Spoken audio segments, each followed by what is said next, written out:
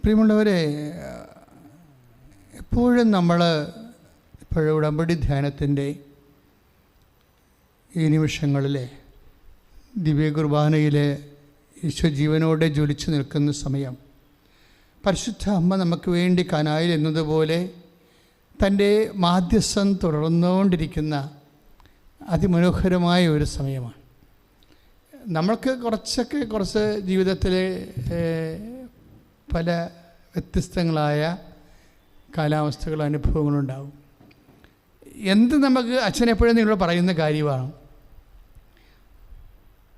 എന്ത് നമുക്ക് സംഭവിക്കുന്നു എന്നുള്ളതിനേക്കാൾ ഉപരി നമ്മളത് എങ്ങനെയാണ് അതിൽ നിന്ന് ആ വിഷയത്തിൽ നമ്മൾ എന്തുമാത്രം അത് നമുക്ക് ദൈവത്തിൻ്റെ മനസ്സിൻ്റെ ഉള്ളിലിരിക്കുന്നത് പോലെ ദൈവഹിതപ്രകാരം ആ വിഷയത്തിൽ നമ്മൾ എങ്ങനെയാണ് കൂടുതൽ ഗ്രേസ്ഫുള്ളാകണത്, അതാണൊരു വിഷയം. ഇപ്പോൾ നമുക്ക് അച്ഛൻ എപ്പോഴും നിങ്ങൾ പറയാറുള്ളതാണ്, 2 കാര്യങ്ങൾ നമ്മൾ ദൈവത്തിൽ നമുക്ക് ലഭിക്കും. എന്താണ് കിട്ടുന്നത്? ഒന്ന് കൃപ, രണ്ടാമത്തത് അനുഗ്രഹം. 2 കാര്യങ്ങൾ അല്ലേ? 2 കാര്യങ്ങളാണ് ഒരു വ്യക്തിക്ക് ദൈവത്തിൽ നിന്ന് ലഭിക്കുന്നത്. അപ്പോൾ എന്തൊക്കെ കാര്യങ്ങളാണത്? എന്തുകൊണ്ടാണ് 2 കാര്യങ്ങൾ ലഭിക്കുമെന്ന് പറയാൻ കാരണം, ശരിക്കും പറഞ്ഞാൽ നമുക്ക് കിട്ടുന്ന ഒരൊറ്റ കാര്യമാണ്. ദൈവത്തിൽ നിന്ന് ഇപ്പം നിങ്ങൾ പ്രാർത്ഥിച്ചാലും, കുരിശിൻ്റെ വഴി നടത്തിയാലും, ഉരുളി നേർച്ച നടത്തിയാലും, we are going to get a single grace. എന്താണത്? നമുക്ക് 1 കൊറിന്ത്യൻസ് അച്ഛൻ ഇടക്ക് പറയുന്ന വചനങ്ങളാണ്. 1 കൊറിന്ത്യൻസ് 1:24. എന്താണത്? ദൈവത്തിൻ്റെ ജ്ഞാനവും ദൈവത്തിൻ്റെ ശക്തിയുമായ യേശു ക്രിസ്തു. അപ്പം 2 കാര്യങ്ങൾ നമുക്ക് ദൈവത്തിൽ നിന്ന് ലഭിക്കും. എന്ത് കിട്ടും? ഒന്ന് ജ്ഞാനം കിട്ടും, രണ്ടാമത്തെ എന്ത് കിട്ടും? ശക്തി. നിങ്ങളെപ്പോഴും ചോദിക്കുന്ന റിസൾട്ടാണ് ഉദ്ദേശിക്കുന്നത്. ഇപ്പോൾ ഒരു കൊച്ചിന് അസുഖം ഉണ്ടായി, അല്ലെങ്കിൽ നിങ്ങൾക്ക് ജോലി നഷ്ടപ്പെട്ടു, അല്ലെങ്കിൽ വീടില്ല, അത് വീട് ആണ് നമുക്ക് കിട്ടണമെന്ന് പറഞ്ഞ് നമ്മളിരിക്കുന്നത്. വീടല്ല കിട്ടുന്നത്, നമ്മൾക്ക് കിട്ടുന്നത് വീടല്ല. ഇപ്പം നമ്മുടെ കോശങ്ങൾക്ക് നമുക്ക് എന്താണ് നമ്മൾ കഴിക്കണത്? എന്താണ്? കപ്പ അല്ലെങ്കിൽ ചോറ് അല്ലെങ്കിൽ ചപ്പാത്തി കഴിക്കുന്നു. എന്നിട്ട് ചപ്പാത്തി ആയിട്ടാണോ നമ്മുടെ ശരീരത്തിന് ഉള്ളിലിരിക്കണത്? അല്ല, അത് മിനറൽസായിട്ടായിരിക്കണത്. അത് മിനറൽസാണ്. ഈ ചപ്പാത്തിയിലുള്ള ഗോതമ്പിലുള്ള പ്രോട്ടീൻ മെറ്റാബോളിസം സംഭവിച്ച് അത് ദഹനപ്രക്രിയ, പച്ചന പ്രക്രിയയിലൂടെ അത് അതിൻ്റെ ഓക്സിജൻ ഉൾപ്പെടെ ഉള്ളത് ഡൈവേർട്ടാക്കി എടുക്കും. ഓക്സിജൻ പോലും അതിൽ നിന്ന് കിട്ടും നമുക്ക്. പച്ചവെള്ളമൊക്കെ കുടിക്കുമ്പോൾ അതുകൊണ്ടാണ് ആൾക്കാർ പറയണത്, എന്നാ വെള്ളം കുടിച്ചാലും കുഴപ്പമില്ല, ജ്യൂസോ പാലോ കുടിച്ചോ, പക്ഷേ പച്ചവെള്ളം കുടിക്കുമെന്ന് പറയും. അത് ഓക്സിജൻ്റെ കണ്ടൻറ്റിൻ്റെ പ്രശ്നമാണ്. അപ്പോൾ ബോഡിക്ക് ആവശ്യമായ മെറ്റാബോളിസം നടക്കണമെങ്കിൽ പോലും കോശങ്ങൾ വർക്ക് ചെയ്യണമെങ്കിൽ ഓക്സിജൻ വേണം. ഓക്സിജൻ നമുക്ക് കിട്ടിയിരിക്കുന്നത്, ഓക്സിജൻ എന്ന് പറഞ്ഞാൽ നമ്മൾ സിലിണ്ടറിൽ നമ്മൾ ശ്വസിക്കാൻ വേണ്ടി ഒരു മൗത്ത് പീസൊക്കെ വെച്ച് ശ്വസിക്കുകയാണ് ഓക്സിജൻ. അല്ല, നമുക്ക് ആവശ്യമായ ഓക്സിജൻ നമ്മൾ ശ്വസനത്തിലൂടെ നമുക്ക് ലഭിക്കുന്നുണ്ട്, പിന്നെ നമ്മുടെ ഭക്ഷണപാനീയങ്ങളിലൂടെ ലഭിക്കുന്നുണ്ട്. അപ്പം നമുക്ക് ലഭിക്കണത് ചിലപ്പോൾ കുടിക്കണത് നമുക്ക് പച്ചവെള്ളമായിരിക്കും കുടിക്കണത്, പക്ഷേ അതിൽ നിന്ന് കിട്ടണത് ഓക്സിജനും അതുപോലെ തന്നെ ശരീരത്തിന് ആവശ്യമായ ഡീഹൈഡ്രേഷൻ സംഭവിക്കാതിരിക്കാൻ പറ്റുന്ന കാര്യങ്ങളെല്ലാം നിന്ന് കിട്ടും. ഞാൻ പറഞ്ഞു വരുന്നത് അങ്ങനെയല്ല. ഞാൻ ഉദ്ദേശിക്കുന്നത് ദൈവത്തിൽ നിന്ന് നമുക്ക് ലഭിക്കണ വീടല്ല, അല്ലെങ്കിൽ നമ്മുടെ ദൈവത്തിൽ നമുക്ക് ലഭിക്കുന്നത് കുഞ്ഞുങ്ങളല്ല. ശരിക്കും പറഞ്ഞു ദൈവത്തിൽ നമുക്ക് അത് കുഞ്ഞുങ്ങളായി രൂപാന്തരപ്പെടുന്നതാണ്. നിങ്ങൾക്കറിയാമല്ലോ, എല്ലാ വചനങ്ങൾക്കും ഇപ്പം യോഹന്നാൻ 1:14 എന്താ പറയണത്? യോഹന്നാൻ 1:14 എന്താ പറയണത്? വചനം മാംസമായി നമ്മുടെ ഇടയിൽ വസിച്ചു. അല്ലേ? ഒന്ന് പറഞ്ഞേ, വചനം മാംസമായി നമ്മുടെ ഇടയിൽ വസിച്ചു. അപ്പോൾ വചനത്തിന് എപ്പോഴും കൺവേർഷൻ, മെറ്റാബോളിസം സംഭവിക്കും, കൺവേർഷൻ ഉണ്ടാവും. എന്താണ്? വചനത്തിന്, സ്പിരിറ്റിന് മെറ്റീരിയലാകാൻ പറ്റും. സ്പിരിറ്റിന് മെറ്റീരിയലായിട്ട് അതിൻ്റെ മെറ്റീരിയൽ റിസൾട്ട് ഉണ്ടാക്കാൻ പറ്റും. അപ്പോൾ ഈ വീട് കിട്ടുക എന്ന് പറയുന്നത് ഒരു മെറ്റീരിയൽ റിസൾട്ടാണ്.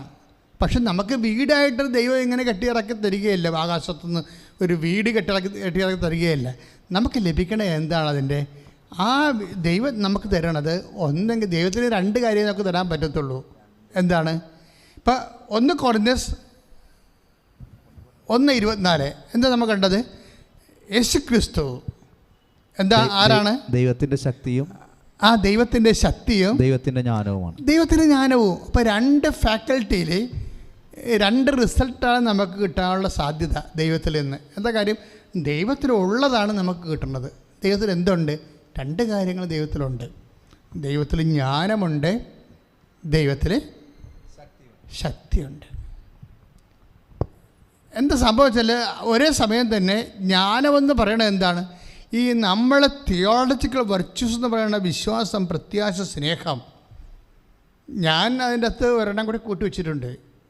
വെറുതെ കൂട്ടി മടത്തരം കാണിച്ചതല്ല ദൈവികമായ കാര്യങ്ങളോട്, മറിച്ച് വർഷങ്ങളായിട്ട് ജനങ്ങളെ ധ്യാനിപ്പിക്കുമ്പോൾ ഈശോ പറഞ്ഞ കാര്യങ്ങളാണ്. ഇതെല്ലാം ഇഫക്റ്റ് ചെയ്യണ സമർപ്പണത്തിലാണ്. വിശ്വാസം ഉണ്ടായാലും നിങ്ങൾക്ക് സമർപ്പണമില്ലെങ്കിൽ ഒരു കഥയുമില്ല. പൗലോസ് അപ്പോസ്തലൻ എന്താ പറയണത്? മലക്കന്മാരുടെ ഭാഷ സംസാരിക്കാം, സ്നേഹമില്ലെങ്കിൽ ശൂന്യമാണ്. പക്ഷേ അതിനേക്കാൾ വലുതാണ് സമർപ്പണമെന്ന് പറയണത്. കാര്യം സമർപ്പണത്തിന് സ്നേഹം വേണം. സമർപ്പണം വെച്ചാൽ ഒരു സ്നേഹം തിയറട്ടിക്കലായിട്ട് നമുക്ക് സ്നേഹം ഉണ്ടാകാം.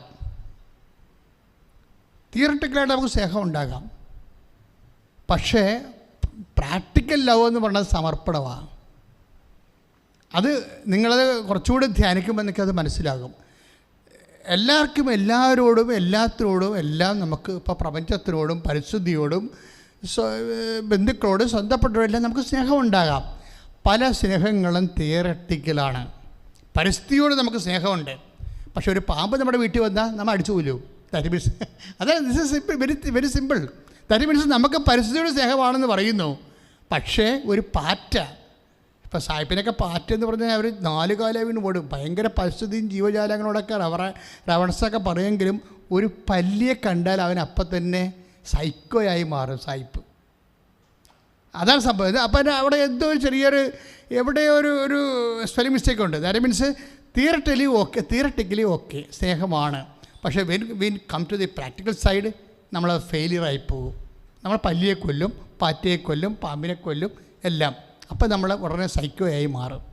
ഇത് ഈ വിഷയമുള്ളത് കൊണ്ടാണ് ഞാൻ പറഞ്ഞിരിക്കുന്നത് സ്നേഹം ആണെങ്കിലും സമർപ്പണത്തിലാണ് ആ വിഷയം ഇരിക്കണമെന്നുള്ളത്. ഇത് അമ്മയ്ക്ക് പഠിക്കുമ്പോൾ നമുക്ക് കിട്ടണതാണ്. പൗലോസ് അപ്പോസ്തലൻ ഈ പാഠം പഠിച്ചിട്ടില്ല, സത്യമായിട്ട് പഠിച്ചിട്ടില്ല. എന്താ കാര്യം? അമ്മയെന്ന് പറയുന്ന ആ ഒരു സംഭവം പൗലോസ് അപ്പോസ്തലൻ കണ്ടിട്ടില്ല. അത് കണ്ടിരുന്നെങ്കിൽ പൗലോസിൻ്റെ ലേഖനങ്ങളും ഇങ്ങനെ വരത്തില്ല. കാര്യം ഇത് നമുക്ക് കിട്ടാവുന്ന ഏറ്റവും വലിയ ലേഖനങ്ങൾ പൗലോസിൻ്റെ ആണ്. വിശുദ്ധ പൗലോസിൻ്റെ കൊണ്ടാണ് സഭ ആത്മീയ സ്പിരിച്വാലിറ്റി ഓഫ് ദി ചേർച്ച് അത് പ്രൊമോട്ട് അത് രൂപപ്പെട്ട് വരണതും അത് കൈമാറ്റം ചെയ്യുന്നതും പഠനങ്ങൾ നടക്കുന്നതും എല്ലാം പൗലോസിൻ്റെ ആണ്, പൗലോസും യോഹന്നാനും. പക്ഷേ എപ്പോഴും പൗലോസ് പരിശുദ്ധ അമ്മയെ കൂടി കണ്ടിരുന്നെങ്കിൽ എന്ന് ഞാൻ എപ്പോഴും മനസ്സുകൊണ്ട് ഓർത്തു പോകും. എന്താ കാര്യം വെച്ചാൽ ഈ സമർപ്പണം എന്നുള്ള സംഭവം സ്നേഹത്തിൻ്റെ പ്രാക്ടിക്കൽ സൈഡ് ഇവിടെ വെളിപ്പെടുത്തിയത് ആരാണ്? അമ്മയാണ്. അത് ജ്ഞാനമാണ്. നമ്മളെപ്പോഴും ലുത്തീനിയായി പറയും മേരി സീറ്റ് ഓഫ് വിസ്ഡം എന്ന് പറയും. എന്താണ് പറയുന്ന ആളിനും അറിയാൻ പാടില്ല, എഴുതിയ ആളിനും അറിയാൻ പാടില്ല. What is that? Seat of wisdom. അവർ ബോധജ്ഞാനത്തിൻ്റെ സിംഹാസനമാണ്. ഈ ബോധജ്ഞാനം എന്ന് പറഞ്ഞാൽ എന്താണ്? ഇതെങ്ങനെ സംഭവിക്കുമെന്ന് ചോദിക്കുമ്പോൾ പരിശുദ്ധാത്മാവ് പറയും. എന്ത് പറയും? മലാഖയിലൂടെ എന്താണ്? അത്യുന്നതൻ്റെ ശക്തി നിന്നെ പ്രവർത്തിക്കുമെന്ന് പറയും. അപ്പോൾ ഉടനെ ശക്തി പ്രവർത്തിക്കണമെങ്കിൽ എന്ത് ചെയ്യണമെന്ന് ഉള്ളത് ജ്ഞാനമാണ്. ഈ കൊടുത്ത പോയിൻ്റ് അച്ഛൻ പറഞ്ഞാൽ മനസ്സിലായോ? ഇപ്പോൾ ലൂക്ക 1:35 ഇതെങ്ങനെ സംഭവിക്കും? ഒരു കാര്യം എങ്ങനെയാണ് സംഭവിക്കണത്? ലോകത്ത് എങ്ങനെയാണ് വചനം മാംസമാകണത്? എങ്ങനെയാണ് സ്പിരിറ്റ് മെറ്റീരിയലായിട്ട് കൺവേർട്ട് ചെയ്യണത്? അത് അമ്മ ചോദിച്ചത്. എങ്ങനെ സംഭവിക്കും? പരിശുദ്ധാത്മാവ് നിന്റെ മേൽ വരും. അത്യുന്നതന്റെ ശക്തി നിന്റെ മേൽ ആവസിക്കും. അത്യുന്നതൻ്റെ ശക്തി നിൻ്റെ മേൽ ആവസിക്കും. Praise the Lord. അതായത് ഇതിന് മറിയം കൊടുക്കുന്ന ഉത്തരം എന്തുകൊണ്ടാണ് അങ്ങനെ പറയണത്? പരിശുദ്ധാത്മാവ് നിൻ്റെ മേൽ വരും. ഒന്ന് പറഞ്ഞേ, പരിശുദ്ധാത്മാവ് നിന്റെ മേൽ വരും, അത്യുന്നതൻ്റെ ശക്തി നിന്നിൽ പ്രവർത്തിക്കും. അത്യുന്നതന്റെ ശക്തി നിന്നിൽ പ്രവർത്തിക്കും. അപ്പോൾ എന്തോ ഒരു പ്രവർത്തനമുണ്ട് അവിടെ, അല്ലേ? ഈ പ്രവർത്തനമാണ് വീടായിട്ട് രൂപാന്തരപ്പെടുന്നത്. ഈ പ്രവർത്തനമാണ് മക്കളില്ലാത്തവർക്ക് മക്കളായിട്ട് രൂപാന്തരപ്പെടുന്നത്. ഈ പ്രവർത്തനമാണ് ജോലി ഇല്ലാത്തവർക്ക് ജോലിയായിട്ട് മാറണത്. ഈ പ്രവർത്തനമാണ് സമാധാനം ഇല്ലാത്തവർക്ക് സമാധാനമായിട്ട് മാറുന്നത്. പക്ഷെ നമുക്ക് കിട്ടണ സമാധാനമല്ല, നമുക്ക് കിട്ടണത് എന്താണ്? അത്യുന്നതൻ്റെ ശക്തിയാണ്. പിടിയോ? അപ്പോൾ ദൈവത്തിൽ നമുക്ക് എന്താണ് കിട്ടണമെന്നുള്ളത് ആദ്യം അറിയണം. നിങ്ങൾ ഓർക്കരുത് വീട് കിട്ടി അല്ലെങ്കിൽ ജോലി കിട്ടിയെന്നല്ല പറയേണ്ടത്. നിങ്ങൾക്ക് എന്ത് കിട്ടി? ദൈവത്തിൽ നിന്ന് എന്താണ് കിട്ടണ വ്യക്തിക്ക്? ശക്തിയാണ് കിട്ടുന്നത്. അതാണ്. അതായത് 1 കൊരിന്ത്യസിൻ്റെ നമ്മൾ കണ്ട 1:24 എന്താണ്?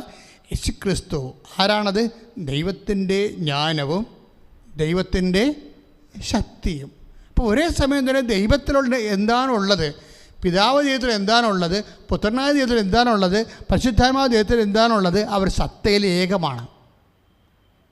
സത്തയിൽ ഏകമാണ്, ഒരേ സത്തയാണ്. അപ്പോൾ പുത്രനിലുള്ള സത്ത തന്നെയാണ് പിതാവായ ദൈവത്തിലുള്ളത്. പിതാവായ ദൈവത്തിലുള്ള സത്ത തന്നെയാണ് പരിശുദ്ധാത്മാവിലുള്ളത്. ഇത് രണ്ടും ഇൻഫിനിറ്റ് ആയത് കാരണം 3 ഇൻഫിനിറ്റ് ഉണ്ടാകത്തില്ല, ഒറ്റ ഇൻഫിനിറ്റ് ഉണ്ടാകത്തുള്ളൂ. ഞാനെപ്പോഴും നിങ്ങളോട് പറയുന്ന തൃത്വം പറയുമ്പോൾ എനിക്ക് കിട്ടിയിരിക്കുന്ന ഒരു ലളിതമായ ഒരു എന്താണ് പ്രതീകം, അല്ലെങ്കിൽ എന്താണ് ഉദാഹരണം. ഞാൻ പറയാം, അത് ഐസ് കട്ട പോലെയാണ്. ഐസ് കട്ട പോലെയാണ്. കാരണം എന്താ? ഐസ് കട്ട ഇങ്ങനെ അങ്ങനെ പിടിച്ച് കഴിയുമ്പോൾ ഐസ് കെട്ടുന്ന മുകളിലോട്ട് കുറേ ആവി പോകും, കുറേ വെള്ളം ഇറ്റിട്ട് താഴേക്ക് വീഴും, കയ്യിലൊരു ഐസ് കട്ട ഇരിക്കുകയും ചെയ്യും. അപ്പോൾ എന്താണ്? ഈ പറന്നു പോണ ആവി എന്താണ്? അത് H2O ആണ്. 2 ഹൈഡ്രജൻ തന്മാത്രയും 1 ഓക്സിജൻ തന്മാത്രയുമാണ്. താഴേക്ക് വീണ വെള്ളം എന്താണ്? അതും H2O ആണ്. കയ്യിരിക്കുന്ന കട്ട എന്താണ്? അതും H2O ആണ്. സത്തയിൽ ഏകമാണ്, പക്ഷേ 3 ആൾ ദൈവത്തിനെ. അപ്പോൾ ഇതുപോലെ തന്നെയാണ് പിതാവിലുള്ളത്. എന്താണ്? ജ്ഞാനമാണ്. എന്തിൻ്റെ ജ്ഞാനം? തിയറിയാണ്, സിദ്ധാന്തം. ഈ ഗോളങ്ങളെയൊക്കെ ഉണ്ടാക്കിയ തിയറിയാണ്, മനുഷ്യനെ ഉണ്ടാക്കിയ തിയറിയാണ്. ഒരു സൈഗോട്ട് വളർന്ന് കുട്ടിയായി മാറാനുള്ള തിയറിയാണ്. ദൈവത്തിൽ അനന്തമായ ജ്ഞാനമാണുള്ളത്, അനന്തമായ ജ്ഞാനം. ഈ അനന്തമായ ജ്ഞാനവും പിന്നെന്താ ഉള്ളത്? ഈ അനന്തമായ ജ്ഞാനം ഫലത്തിൽ വരുന്നത്, മാംസമാകണത് എപ്പോഴും എന്തുകൊണ്ടാണ്? ശക്തി കൊണ്ടാണ്. ശക്തി കൊണ്ടാണ്. അതിന് എൻ്റെ പ്രാക്ടിക്കൽ സൈഡ് അതാണ്. ഇനി നമ്മളെ സംബന്ധിച്ചിടത്തോളം ഈ ജ്ഞാനവും ശക്തിയും ദൈവത്തിൽ നിന്ന് എങ്ങനെ എളുപ്പത്തിൽ നമ്മളിലേക്ക് വരുന്നുവാണ് ഉടമ്പടി പറയണത്. ഉടമ്പടി എന്താ നമ്മളോട് പറയണത്? അതായത് ദൈവം ഒരേ സമയം തന്നെ ജ്ഞാനമാണ്, അതേസമയം ശക്തിയാണ്. ഈ ജ്ഞാനം അല്ലെങ്കിൽ ശക്തി എതിലേക്കാണ് വരണത്? മനുഷ്യനിലേക്കാണ് വരണത്, അവൻ്റെ ജീവിതത്തിലോട്ട്. അത് എങ്ങനെ എളുപ്പത്തിൽ വരാം? ഇപ്പോൾ ഒരു കറണ്ടാണ്, നമ്മൾ പ്ലഗിൽ കുത്തുന്നു. ഒരു കമ്പ് കൊണ്ട്, ഒരു മരക്കമ്പ് കൊണ്ട് കുത്തിയാൽ നമുക്കറിയാം അതിന് എന്തുമാത്രം ചാലകശക്തി ഉണ്ടെന്ന്. നമുക്ക് വേണമെങ്കിൽ ഒരു ഇതുകൊണ്ട്, സാധാരണ വേറെ എന്തെങ്കിലും ഒരു കണ്ടൻറ്റ് കൊണ്ട് അതിൽ കുത്തുമ്പോൾ എന്തുമാത്രം കറണ്ട് കിട്ടുന്നു. ഇനി ഒരു ചെമ്പ് കമ്പി കൊണ്ട് നമ്മൾ കുത്തുമ്പോൾ എന്തുമാത്രം കറണ്ട് കിട്ടുന്നു എന്ന് വെച്ചാൽ, മരിയൻ എന്ന് പറയണത്, ഉടമ്പടി എന്ന് പറയണത് മാക്സിമം പ്രസരണ നഷ്ടമില്ലാത്ത, സമയമെടുക്കാതെ എങ്ങനെ ഈ ജ്ഞാനവും ശക്തിയും നമ്മളിലേക്ക് അപ്ലോഡ് ചെയ്യാനുള്ള ഒരു മെരിയൻ ഒരു സൂപ്പർ കണ്ടക്ടിവിറ്റിയാണ് ശരിക്കും. അതായത് ഒരു ദൈവത്തിൻ്റെ ജ്ഞാനവും ദൈവത്തിൻ്റെ ശക്തിയും ഇതിൻ്റെ പ്രിൻസിപ്പിളും അമ്മയ്ക്ക് വെളിപ്പെട്ട് കിട്ടിയതാണ്. എന്താണ് ഇതെങ്ങനെ സംഭവിക്കും എന്ന് ചോദിക്കുമ്പോൾ, എല്ലാ വിഷയങ്ങൾക്കും ഉണ്ടല്ലോ, എല്ലാ വിഷയങ്ങളും വന്ന് ദുർഘട ഘട്ടത്തിൽ നിൽക്കുമ്പോൾ നമ്മളെല്ലാവരും ചോദിക്കേണ്ട ചോദ്യമാണ്, എങ്ങനെ സംഭവിക്കും? അപ്പോഴും ദൈവം പറയും. എന്താണ് പറയണത്? ദൈവം പറയണത് അത്യുന്നതിൻ്റെ ശക്തി നിന്നിൽ പ്രവർത്തിക്കുമെന്നാണ് പറയണത്. അപ്പോൾ അത്യുന്നതിൻ്റെ ശക്തി നിന്നിൽ പ്രവർത്തിക്കുമെന്ന് പറയുമ്പോഴേ ഈ ശക്തി എങ്ങനെ പ്രവർത്തിക്കും എന്നുള്ളതിനെക്കുറിച്ച് മറിയത്തോട് പറയണില്ല. നിങ്ങളത് മനസ്സിലായോ? ഇപ്പോൾ ലൂക്കാ 1:35 ഇതെങ്ങനെ സംഭവിക്കും 1:34 ചോദിക്കുമ്പോൾ 1:35 പറയും അത്യുന്നതിൻ്റെ ശക്തി നിന്നിൽ പ്രവർത്തിക്കുമെന്ന് പറയും. പക്ഷേ എങ്ങനെ പ്രവർത്തിക്കും, എന്ത് ചെയ്താൽ പ്രവർത്തിക്കും, എളുപ്പം പ്രവർത്തിക്കാൻ എന്ത് ചെയ്യണം, ഇങ്ങനെ പ്രവർത്തിക്കണം എന്തുമാത്രം സമയമെടുക്കും, ഇങ്ങനെ കുറേ ക്വസ്റ്റ്യൻസ് ഉണ്ട്. ഇതിന് എന്ത് ചെയ്യണം എന്ന് മറിയത്തോട് പറഞ്ഞിട്ടില്ല. പക്ഷേ മറിയം പറഞ്ഞു എന്താണ്, ഇതെങ്ങനെ പെട്ടെന്ന് പ്രവർത്തിക്കണമെങ്കിൽ, ഈ അത്യുന്ന ശക്തി പെട്ടെന്ന് പ്രവർത്തിക്കണമെങ്കിൽ, വചനത്തെ മാംസമായിട്ട് കൺവേർട്ട് ചെയ്യണമെങ്കിൽ എന്ത് ചെയ്യണമെന്ന് മറിയത്തിന് ആത്മജ്ഞാനം കൊടുത്തു. ഇതാണ് ജ്ഞാനമെന്ന് പറയണത്. അതാണ് ജ്ഞാനം. തിയറി, അതിൻ്റെ തിയററ്റിക്കൽ സൈഡ് കൊടുത്തു. ആദ്യം അതിൻ്റെ തിയററ്റിക്കൽ പേപ്പർ കൊടുക്കും. എന്താ കൊടുക്കണത്? മറിയത്തിന് വെളിപ്പെട്ടിരിക്കണത് എന്താണ്? അങ്ങനെ നിനക്ക് അത്യുന്നതിൻ്റെ ശക്തി ലഭിക്കണമെങ്കിൽ നീ സമർപ്പിക്കണം. അപ്പോൾ അതാണ് ഒരു ജ്ഞാനം എന്ന് പറയുന്നതാണ്. മറിയത്തിന് ആരും പറഞ്ഞു കൊടുത്തതല്ല ഈ ജ്ഞാനം. മറിയത്തിന് പരിശുദ്ധാത്മാവിൻ്റെ അഭിഷേകം കിട്ടിയതാണ്. എന്താണ്? ഇങ്ങനെ അത്യുന്നതിൻ്റെ ശക്തി പ്രവർത്തിക്കണമെങ്കിൽ എന്ത് ചെയ്യണം? ഇതാ കർത്താവിൻ്റെ ദാസി എന്ന് സ്വയം സമർപ്പിതയാകണം. പിടിയിട്ടില്ലേ? അതാണ് ഈ സ്നേഹത്തെക്കാൾ വലുത് സമർപ്പണമാണെന്ന് പറഞ്ഞതിൻ്റെ കാരണം അതാണ്. ഇപ്പം കന്യാസ്ത്രീ മേഖലയിലും അഭിഷേക മേഖലയിലും സമർപ്പിത മേഖലയ്ക്ക് ഒത്തിരി പ്രശ്നങ്ങളുള്ളവരുണ്ട്. എന്താ കാര്യം? ഈ സമർപ്പണമാണ് പ്രോബ്ലം, വേറെ ഒന്നുമല്ല. ഇവർ അന്ന് സമർപ്പിച്ചിട്ടില്ല, ഇന്ന് സമർപ്പിച്ചിട്ടില്ല.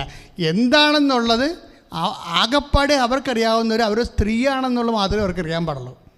വെറും സ്ത്രീയാണ് താനെന്ന് അറിയണ ആൾക്കാരാണ് ആ സ്ത്രീത്വത്തെ പറ്റിയുള്ള പ്രശ്നങ്ങൾ സഭയിലുണ്ടാക്കുന്നത്. വേറെ സ്ത്രീയല്ലല്ലോ. അമ്മയും ഒരു സ്ത്രീയായിരുന്നു. പക്ഷേ എന്തു ചെയ്യും? ഇന്നിപ്പോഴേ വിശുദ്ധ സെബസ്ത്യാനോസ് കൂടെ ഇറങ്ങിയിരിക്കുന്ന സമയമാണ് ഇല്ലേ? ഞാൻ എപ്പോഴും ഓർക്കുകയും സെബസ്ത്യാനോസിൻ്റെ രക്തം എങ്ങനെയാണ് വിശുദ്ധ രക്തമായെന്ന്. സാധാരണ രക്തമാണ് നമ്മുടെ ഉള്ളതെല്ലാം, പക്ഷേ അത് വിശുദ്ധ രക്തമായി മാറണത് ഈ വിശ്വാസത്തിന് വേണ്ടി കമ്മിറ്റ് ചെയ്യുമ്പോഴാണ്. നമ്മുടെ പുരുഷത്വം അഭിഷേക പുരുഷത്വമായി മാറണത് എങ്ങനെയാണ്? കമ്മിറ്റ്മെൻറ്റാണ്.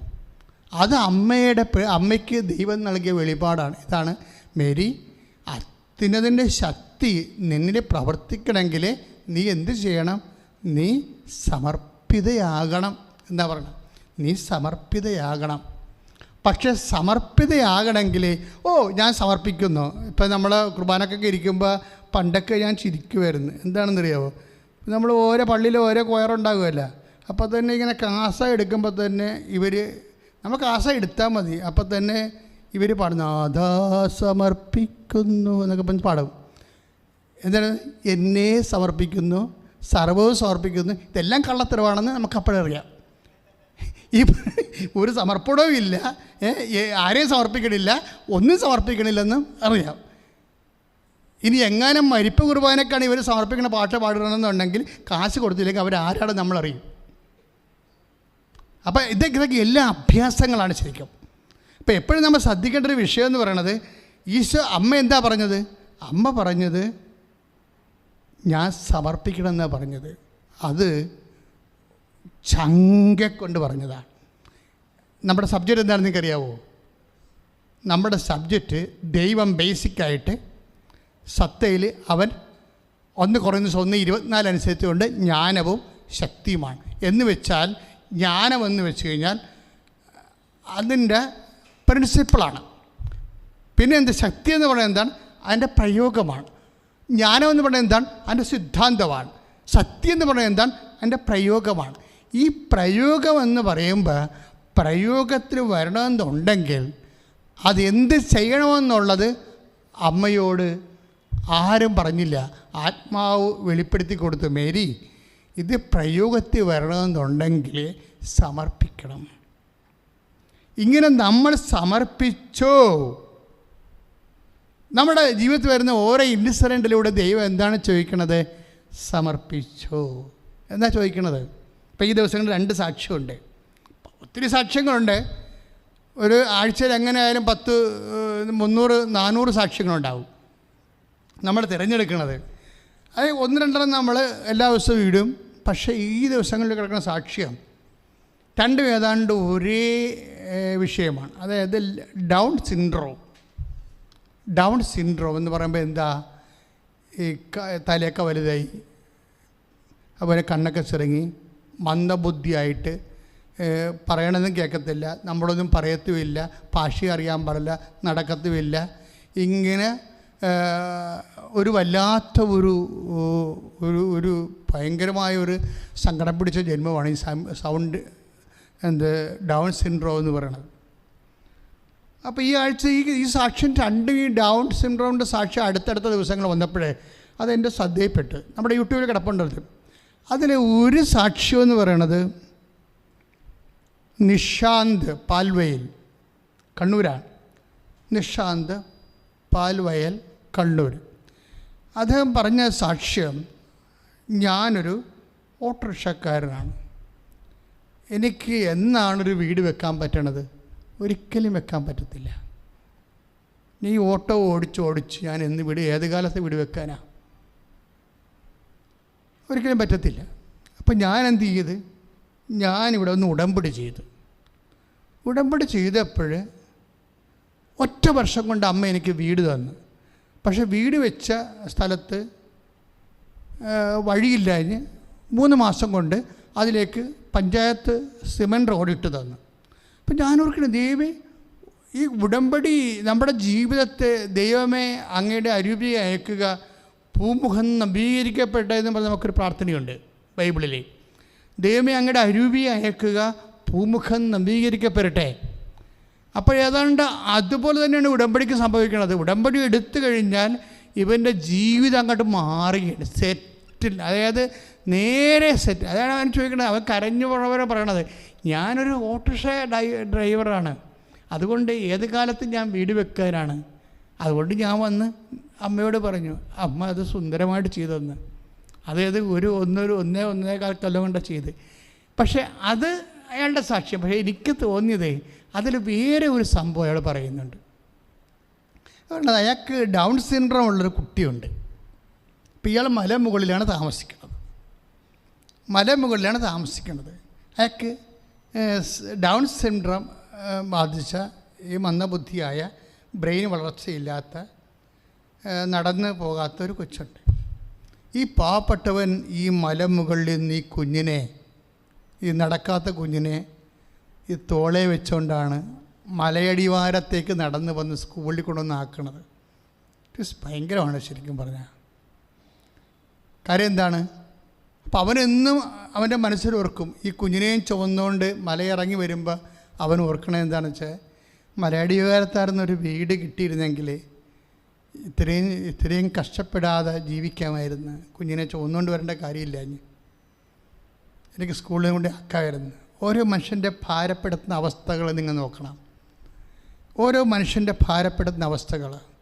അപ്പോൾ അപ്പോഴേ അവൻ തന്നെ ചിന്തിച്ചു, എനിക്ക് ഒരു ഓട്ടോറിക്ഷ ഓടിച്ച് ഏത് കാലത്ത് സ്ഥലം മേടിച്ച് വീട് വെക്കാനാണ്. പക്ഷേ ഇതെല്ലാം പെട്ടെന്നാണ് നടക്കണത്. ഉടമ്പടി ചെയ്തോടുത്ത് സ്കൂളുകാർ തന്നെ, താഴ്വാരത്തെ സ്കൂളുകാർ ഇവനെ വിളിച്ച് പറഞ്ഞു, നിങ്ങൾക്ക് ഒരു വീട് വെച്ച് തരാൻ ഉദ്ദേശിക്കുന്നുണ്ട്, സ്ഥലം വേണമെന്ന് പറഞ്ഞു. പക്ഷെ കുറച്ച് കഴിഞ്ഞപ്പോൾ അവിടെ ചേട്ടൻ ഇതറിഞ്ഞ ഒരു ചേട്ടായി തന്നെ ഒരു 5 സെൻറ്റ് സ്ഥലം അവന് കൊടുക്കും. ഇതെല്ലാം ഉടമ്പടിക്ക് ശേഷം നടക്കുന്ന സംഭവമാണ്. ഉടമ്പടി ഒരു മനുഷ്യൻ്റെ ജീവിതം ഇതെങ്ങനെ സംഭവിക്കും, ഞാൻ പുരുഷനെ അറിയുന്നില്ലല്ലോ എന്ന് ചോദിക്കുമ്പോൾ അതുപോലുള്ള ചോദ്യങ്ങളുമായിട്ടാണ് മനുഷ്യൻ ഇന്നും ജീവിക്കണത്. നമുക്ക് വേണ്ടി എല്ലാമാണ് അമ്മ ചോദിച്ചത്, അതായത് ഇത് എങ്ങനെയാണ്, ഞാനൊരു ഓട്ടോറിക്ഷ ഡ്രൈവറാണ്, ഓട്ടോ ഓടിച്ച് ഞാൻ എങ്ങനെ വീട് വെക്കും, ഇതെങ്ങനെ സംഭവിക്കും, അതാണ് ചോദ്യം. ഓട്ടോ ഓടിച്ച് ഞാൻ എങ്ങനെ. പക്ഷേ ആ കണ്ണൂരിൽ നിന്ന് അവൻ അതുകൊണ്ട് ഇല്ലാത്ത കാശുണ്ടാക്കി അമ്മയെ കാണാൻ വേണ്ടി വന്നു, ഇവിടെ വന്ന് ഉടമ്പടി ചെയ്തു. ഇതെങ്ങനെയാണ് സംഭവിക്കണം എന്നുള്ളത് പിന്നീട് നമ്മൾ കാണുന്നുണ്ട്. അതല്ല എനിക്ക് ഇഷ്ടപ്പെട്ടത്, അവൻ്റെ കുഞ്ഞ് നടക്കാൻ തുടങ്ങി. ഇപ്പം പ്രൈസ് ദി ലോർഡ്. ആ സാക്ഷ്യം നിങ്ങളോട് നോക്കണം, നല്ലൊരു സാക്ഷ്യമാണ്, പെട്ടെന്ന് നോക്കിക്കളയരുത്. ഇതിലെല്ലാം ദൈവം എന്തുമാത്രം കാരുണ്യം കാണിച്ചിട്ട് മനസ്സിലാകും. അവൻ്റെ കുഞ്ഞിപ്പം നടക്കാൻ തുടങ്ങി. അവൻ്റെ വീട് താഴെ കൊണ്ടുവന്ന് അവൻ സ്ഥലം വാങ്ങിച്ചു കൊടുത്തു, വീട് കൊടുത്തു, അവൻ്റെ കുഞ്ഞിനെ നടത്തി. അപ്പം ഞാൻ ഈ സാക്ഷ്യം കേട്ടപ്പോഴേ എൻ്റെ മനസ്സിൽ വന്നതേ, ഈ നിഷാന്തിൻ്റെ ജീവിതത്തിൽ 2 ഘട്ടം ഉണ്ടായി. എന്ത് ഘട്ടമാണുള്ളത്? ഒന്ന് കൃപയുടെ ഘട്ടം, രണ്ടാമത്തത് അനുഗ്രഹത്തിൻ്റെ ഘട്ടം. ജനങ്ങൾ ഇപ്പം നിഷാന്തിൻ്റെ ജീവിതത്തിൽ 2 ഘട്ടമുണ്ട്. ഒന്നെന്താണ്? ഒന്ന് കൃപയുടെ ഘട്ടം. അതായത് ഏതാണ്? ദൈവത്തിൻ്റെ ശക്തി ഇവനിലേക്ക് വരുന്ന. ഇപ്പം കുഞ്ഞിനെ കൊണ്ട് ചുമന്നുകൊണ്ട് വരികയും, ഇപ്പം ചുമന്നുകൊണ്ട് വരുമ്പോൾ അവൻ വേറെ എന്താ ചിന്തിക്കണത്? ഈ കുഞ്ഞിനെയും ചുമന്നുകൊണ്ട് മലമുകളിൽ നിന്ന് താഴേക്ക് വരുമ്പോൾ എൻ്റെ ദൈവം എനിക്കൊരു സന്ധിപ്പ് തരും. കാര്യം എൻ്റെ ജീവിതത്തിൻ്റെ ഒരു വരുമാന മാർഗം കൊണ്ട് നടക്കത്തില്ല. നടക്കാത്ത കാര്യങ്ങൾ പരിശുദ്ധ അമ്മയാണ് നടത്തുന്നത്. അവർക്ക് വീഞ്ഞില്ല എന്ന് പറയുമ്പോൾ അത് അമ്മ മകനോട് പറയണത് അമ്മയുടെ റോളാണ് നമ്മുടെ ഇല്ലായ്മയൊക്കെ പരിഹരിക്കണത് എന്ന് അവനോട് ഉടമ്പടിയെക്കുറിച്ച് ആരോ പോയി ക്ലാസ് എടുത്ത്. അങ്ങനെയാണ് ഈ മലമുകളിൽ നിന്ന് നിഷാന്ത് വരാൻ കാര്യം. ഉടമ്പടിയുടെ സുവിശേഷ പ്രവർത്തകർ ലോകം മുഴുവൻ ഇപ്പം നിറഞ്ഞ് ഓരോരുത്തരുടെ ഇയർ ടു മൗത്ത് ഇവാഞ്ചലൈസേഷൻ നടന്നുകൊണ്ടിരിക്കുകയാണ്. എന്താ കാര്യം എന്നറിയോ? ജനം അനുഭവിച്ചവർ പറയും, പറഞ്ഞവർ വിശ്വാസമുള്ളവർ അത് പറഞ്ഞവർ പറഞ്ഞു കേട്ടെന്ന് കാര്യമില്ല. നമ്മൾക്ക് ഇപ്പോൾ സമർപ്പണമായാലും പറഞ്ഞത് കേൾക്കണമായാലും വാഗ്ദാനം പ്രാപിക്കണതായാലും നമുക്കെന്നാ വേണം? വിശ്വാസം വേണം, ഒരു മിനിമം. അതാണ് 4:16 വചനമുണ്ട്, റോമ 4:16. അതിനാൽ ഏറ്റു പറഞ്ഞ് വാഗ്ദാനം നൽകപ്പെട്ടത് വിശ്വാസത്തിന്റെ അടിസ്ഥാനത്തിലാണ്. അതാണ് പ്രശ്നം. ഒന്നുകൂടി പറഞ്ഞേ, അതിനാൽ വാഗ്ദാനം നൽകപ്പെട്ടത് വിശ്വാസത്തിന്റെ അടിസ്ഥാനത്തിൽ. വെറുതെ കൈ വീശി നടക്കുന്നവർക്ക് വാഗ്ദാനമില്ല. വാഗ്ദാനം എന്ന് പറഞ്ഞാൽ എന്താണ്? വാക്കിൻ്റെ ഉള്ളിൽ ദാനം വെച്ച് നൽകും ദൈവം. എല്ലാ വാക്കിൻ്റെ ഉള്ളിലും ദാനമുണ്ട്. ഇപ്പം എന്തൊരു മനുഷ്യർ വചനം വായിക്കുന്നു, യുക്തിവാദികളും വചനത്തെ വിമർശിക്കാൻ വേണ്ടി ബുദ്ധിയും ബോധവും ഇല്ലാതെ കർത്താവിൻ്റെ വചനത്തെ അത് ശരിക്കും പറഞ്ഞാൽ വിശ്വാസമില്ലാതെ വചനം വായിക്കുന്നത് പാപമാണ്. കാര്യത്തിൽ അങ്ങനെ വായിക്കാൻ വേണ്ടി എഴുതിയതല്ല ഇത്. ഒരാത്മാവ് രക്ഷപ്പെടാൻ വേണ്ടി, നിത്യരക്ഷ പ്രാപിക്കാൻ വേണ്ടിയാണ് വചനം എഴുതിയിരിക്കുന്നത്. അതുകൊണ്ടാണ് റോമ 1:16 സുവിശേഷത്തെപ്പറ്റി ഞാൻ ലജ്ജിക്കുന്നില്ല, എന്തെന്നാൽ വിശ്വസിക്കുന്ന ഏവർക്കും ആദ്യം യഹൂദർക്കും പിന്നീട് ഗ്രീക്കുകാർക്കും അത് രക്ഷയിലേക്ക് നയിക്കുന്ന ദൈവശക്തിയാണ്. Praise the Lord. ശക്തി വിട്ടൊരു കളിയില്ല വചനം. കാര്യം രക്ഷ പോലും നമുക്ക് ലഭിക്കുന്നത് ശക്തിയാണ്. പക്ഷേ ഇത് വിശ്വാസമില്ലാത്തവൻ ഇത് വായിച്ച ആ ശക്തി ഫീൽ ചെയ്യത്തില്ല. അവൻ സാധാരണ വായിക്കണ പോലെ വായിക്കും. അതാണ് വിഷയം. എന്താ കാര്യം? വിശ്വാസം നൽകപ്പെടുന്നത്, വാഗ്ദാനം നൽകപ്പെടുന്നത് റോമ 4:16 എന്താ പറയണത്? വാഗ്ദാനം നൽകപ്പെടുന്നത് എന്തിൻ്റെ അടിസ്ഥാനത്തിലാണ്? വിശ്വാസത്തിൻ്റെ അടിസ്ഥാനത്തിലാണ്. ഇപ്പം വിശ്വാസത്തിൻ്റെ അടിസ്ഥാനത്തിലാണ് വാഗ്ദാനം നൽകപ്പെടുന്നത്. പക്ഷേ വാഗ്ദാനം നൽകണത് തിയറിയാണ്, ജ്ഞാനമാണത്. വാഗ്ദാനം നൽകണതും വാഗ്ദാനം പ്രാപിക്കണതും 2 കേസാണ്. എത്രയോ 10,000-കണക്കല്ലേ വാഗ്ദാനം നൽകിയിരിക്കണത്. പക്ഷെ പ്രാപിക്കണത് എത്ര പേരാ? വാഗ്ദാനം പ്രാപിക്കണത് എങ്ങനെയാണ്? അത് അമ്മ പറഞ്ഞതുപോലെയാണ്. അത്യുന്നതിൻ്റെ ശക്തി നിന്നെ പ്രവർത്തിക്കുമെന്ന് ലൂക്ക 1:35 പറയുമ്പോഴേ അമ്മയ്ക്ക് മനസ്സിലാവും ഇത് വാഗ്ദാനമാണെന്ന്. പക്ഷെ വാഗ്ദാനം എങ്ങനെ പ്രാപിക്കണത്? ഇതാ കർത്താവിൻ്റെ ദാസി എന്ന് പറഞ്ഞ് സ്വയം സമർപ്പിക്കുമ്പോഴാണ് വാഗ്ദാനം പ്രാപിക്കുന്നത്. ശ്രുതികട്ടെ.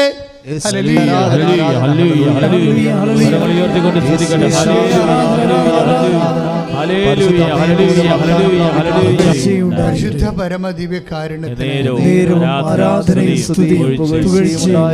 അപ്പോഴെപ്പോഴും സംഭവിക്കുന്നത് നമ്മൾക്ക് വാഗ്ദാനം നൽകാം. വിശ്വാസമുള്ള എല്ലാവർക്കും വാഗ്ദാനം നൽകാം. പക്ഷേ വാഗ്ദാനം നൽകുന്നതും വാഗ്ദാനം പ്രാപിക്കുന്നതും 2 കേസാണ്. വിശ്വാസമുള്ള എല്ലാവർക്കും വാഗ്ദാനം നൽകാം. പക്ഷെ വാഗ്ദാനം പ്രാപിക്കണമെങ്കിൽ എന്ത് വേണം? അടുത്ത ഘട്ടങ്ങളിലുള്ള സംഭവങ്ങളൊക്കെ വേണം. എന്താ വേണ്ടത്? വിശ്വാസം കൊണ്ട് നമുക്ക് വാഗ്ദാനം കിട്ടും. പക്ഷെ അത് പ്രാപിക്കണമെങ്കിലേ, അനുഭവയോഗ്യമാകണമെങ്കിലേ വേറെ 2 കാര്യം കൂടി വേണം. എന്താണത്? സ്നേഹം. അവിടെയാണ് സ്നേഹം വരണത്. പിന്നെ ഇതിൻ്റെ കാലദൈർഘ്യം വരെ കാത്തിരിക്കാനുള്ള യോഗ്യത, അങ്ങനെയാണ് പ്രത്യാശ വരണത്. കാരണം ദൈവം വാഗ്ദാനം തരുമ്പോൾ ആ ഒരു വാഗ്ദാനം പല പല ആവശ്യങ്ങൾക്കുള്ളതാണ്. അതിങ്ങനെ ഘട്ടമായിട്ട് ഇങ്ങനെ സംഭവിച്ചുകൊണ്ടേയിരിക്കും. ചിലപ്പോൾ അവസാനത്തത് സംഭവിക്കുന്നത് ചിലപ്പോൾ 40ാമത്തെ കൊല്ലത്തായിരിക്കും സംഭവിക്കുന്നത്. അപ്പോൾ ഈ വാഗ്ദാനം പ്രാപിക്കുന്നതിന് എടുക്കുന്ന സമയത്ത് ചില കാര്യങ്ങൾക്ക് നമ്മൾക്ക് എന്ത് വേണം? എന്താ വേണ്ടത്? പ്രത്യാശ വേണം. ഈ പ്രത്യാശയോടെ കാത്തിരിക്കുന്ന കാലത്ത് ചിലപ്പോൾ പലതരത്തിലുള്ള ആക്രമണങ്ങളുണ്ടാവും, വിശ്വാസാക്രമണങ്ങൾ ഉണ്ടാവും. ഇപ്പോൾ നമ്മൾ പെട്ടെന്ന് നമ്മൾ വാഗ്ദാനം പ്രാപിക്കണമെങ്കിൽ പ്രശ്നമില്ല.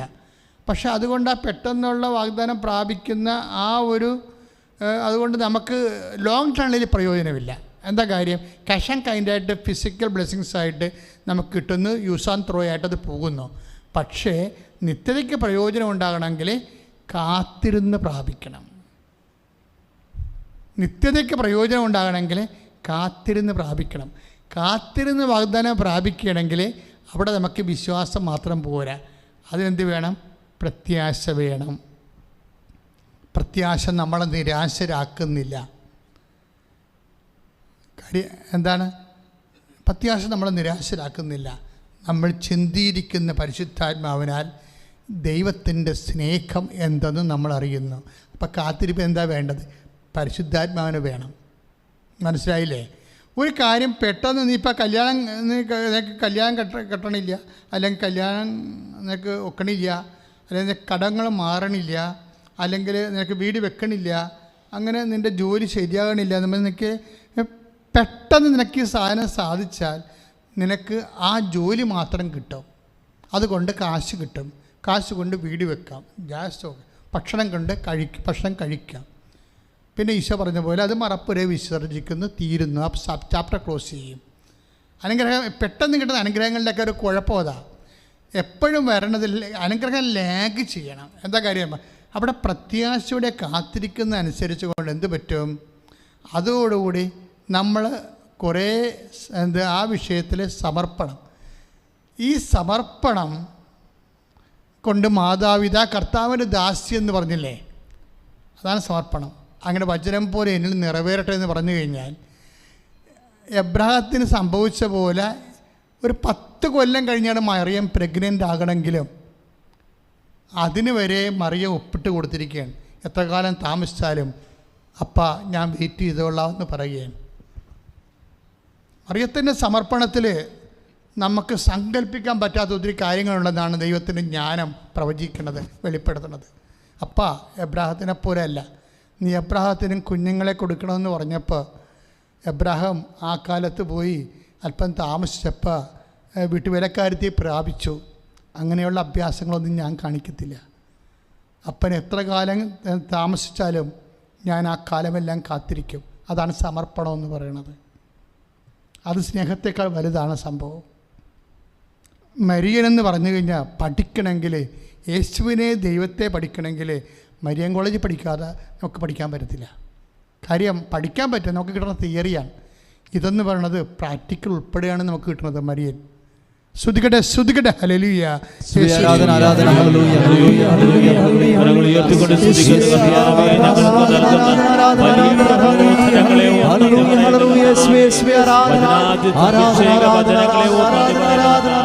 ഉടമ്പടിയെടുത്ത് ഓരോ മക്കളെയും സ്പർശിക്കണമേ കർത്താവേ.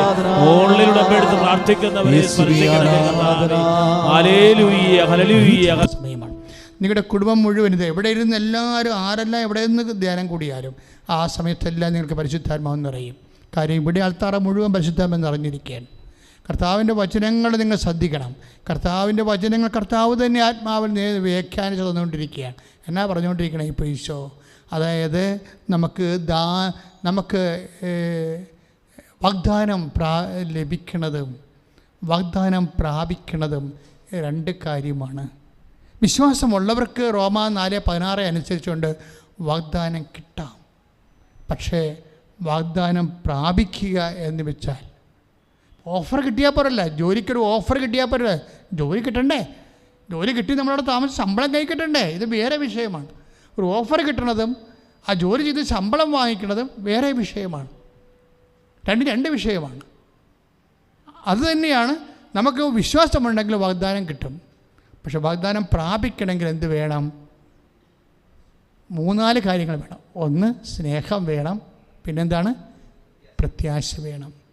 ഈ പ്രത്യാശയോടെയുള്ള സ്നേഹം, കർത്താവിൻ്റെ മനസ്സിലെ കാലതാമസം എന്തുമാത്രം ഉണ്ട്, ആ കാലതാമസത്തിൻ്റെ കാലങ്ങളിലെല്ലാം കർത്താവ് അതായത് എൻ്റെ സഹോദരങ്ങളെ, നിങ്ങൾ എന്നെ ശ്രദ്ധിക്കുക. അതായത് ഒരു കാരണവശാലും ഒരു ഫ്യൂട്ടൈലായിട്ടുള്ള ഒരു കാലവിളംബം ഒരിക്കലും ദൈവഭാഗത്തുനിന്നും ഉണ്ടാകത്തില്ല. അതായത് ഒരു പ്രയോജനമില്ലാത്ത ഫലരഹിതമായ ഒരു കാലദൈർഘ്യം ഉണ്ടാകത്തില്ല. നമ്മളുടെ പ്രശ്നം എന്ന് പറയണത് ഈ കാലദൈർഘ്യം നമ്മൾ ഈ ഭൗതിക ഫലത്തെ മാത്രം കണ്ണുനട്ടിരിക്കുമ്പോഴാണ് കാലദൈർഘ്യം, ദൈവം വരുത്തുന്ന കാലദൈർഘ്യത്തെക്കുറിച്ച് നമ്മൾ അന്ധന്മാരായി പോകുന്നത്. കർത്താവ് അന്ധന്മാരെക്കുറിച്ച് പറയുന്നുണ്ട്. അന്ധന്മാർ, കാഴ്ച ഉള്ളവർ അന്ധന്മാരായി പോകും. അന്ധന്മാർക്ക് കാഴ്ച ഉണ്ടാകും.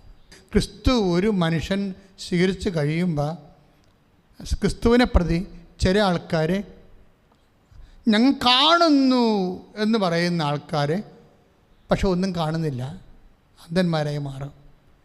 കാഴ്ചയില്ലാത്തവർക്ക് കാഴ്ച പ്രാപിക്കാൻ പറ്റും. എന്താ കാര്യം?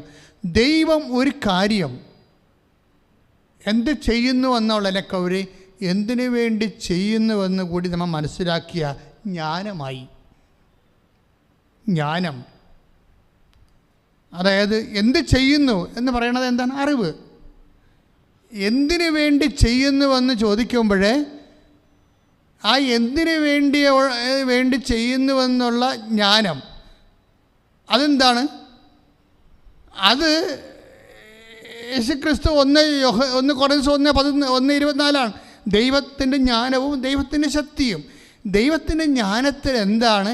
എന്തിനു വേണ്ടി ചെയ്യുന്നു എന്നുള്ളതാണ് അതിൻ്റെ ജ്ഞാനം. നോഹ എന്ന് പറയുന്ന ജ്ഞാനം എന്തിനു വേണ്ടിയാണ് ചെയ്യണത്, എന്താണ് താമസിക്കാൻ കാരണം. അല്ല ഈശോ ഈശോ ഈശോ എന്ന് പറഞ്ഞുകൊണ്ട് വണ്ടിക്ക് കാത്തിരിക്കണ പോലെ അനുഗ്രഹത്തിന് കാത്തിരിക്കുന്ന ആൾക്കാരുണ്ട്. അപ്പോൾ വണ്ടിക്ക് കാത്തിരിക്കണ പോലെ അപ്പോൾ ഒരാൾ പറയുകയാണ് ആ വണ്ടി ഇന്ന് ഓടുന്നില്ലെന്ന് തോന്നുന്നു, പ്രൈവറ്റ് ബസ് ഇന്ന് അവർ രാവിലെ കണ്ടില്ല, അപ്പോൾ ഇനി വരത്തില്ലായിരിക്കും എന്ന് പറഞ്ഞാൽ അവരെ വീട്ടിൽ പോകും ചിലപ്പോൾ, അല്ലെങ്കിൽ അടുത്ത വണ്ടി കയറി പോകും. ഈ അടുത്ത വണ്ടിക്ക് കയറി പോകുന്ന ഒരു ആധ്യാത്മിക രംഗങ്ങളുണ്ടെങ്കിൽ പണിമേടിക്കാൻ സാധ്യതയുണ്ട്. ദൈവം അതാണ് നോക്കണത്. ഈ അടുത്ത വണ്ടിക്ക് കയറി പോകുന്നതാണ് നോക്കണത്. ശരിക്കും ദൈവത്തിനെ തന്നെ പ്രതീക്ഷിക്കുമോ? പലരും ദൈവത്തിനെ തന്നെ പ്രതീക്ഷിക്കുമോ? അതോ ഇനി ദൈവത്തിനല്ലാത്ത മാർഗങ്ങളിലൂടെ വേറെ കിട്ടിയത് നമുക്ക് ജോലി കിട്ടിയാലും മതി, സത്താൻ വർഷിപ്പാനും ശരി, എന്നാ കുന്തമായാലും ശരി, ഇനി ദൈവത്തെ തള്ളിപ്പറയുന്ന വിഷയമായാലും ശരി, നമ്മൾ റെഡിയാണ്, നമുക്ക് ജോലി കിട്ടിയാൽ മതി, അടുത്ത വണ്ടിക്ക് തല വെക്കുക എന്നാണ് നോക്കണത്. അതൊരു വിഷയമാണ്.